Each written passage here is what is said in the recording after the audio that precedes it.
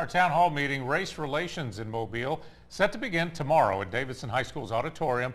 You can watch the town hall on UTV 44, also on our website, local15tv.com. And a conversation on race began earlier this year following the contentious appointment of former Mayor Sam Jones to the MAWSS Board. But the history of race relations in the Port City goes back much farther than that.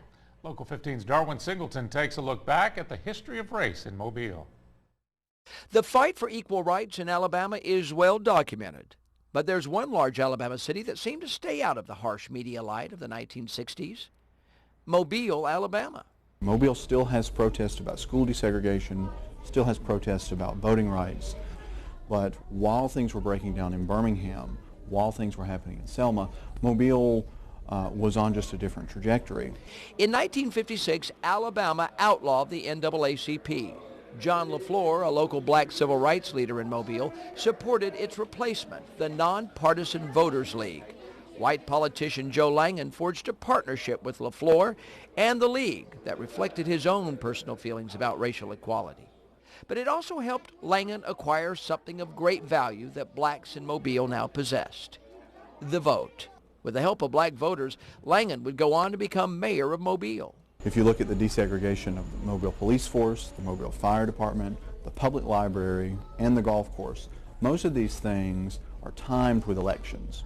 And so, yes, they're promoted by men of goodwill on both sides, but they're also political concessions for black votes. And I think that's something that people forget. That partnership helped Mobile avoid the racial unrest felt by Mobile's counterparts. This simple handshake between Langan and LaFleur has come to symbolize a sort of civil stability in Mobile at a time in the 50s and 60s when the rest of the state seemed to be getting out of control. But make no mistake about it, the history will show Mobile has had its share of racial strife. World War II was the great watershed in Mobile's racial history. Because in 1942 we had a young African-American soldier who was shot and killed on a city bus by a bus driver who essentially was not prosecuted for that act.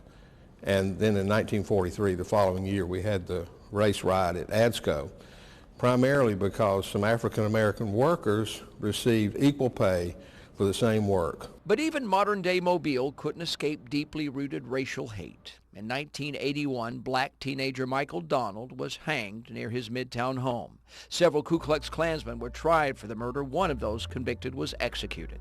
Less than a decade later, Mobile would see significant strides in the advancement of African Americans in the city. In 1990, Mayor Mike Dowell appointed Harold Johnson as the city's first black police chief.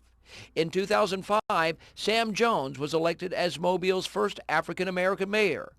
But it's the struggle from those earlier years that local historians say is often overlooked by both black and white in Mobile. We don't really study that period in our recent past very thoroughly. We don't teach it in the schools very well. We don't read as much as we need to.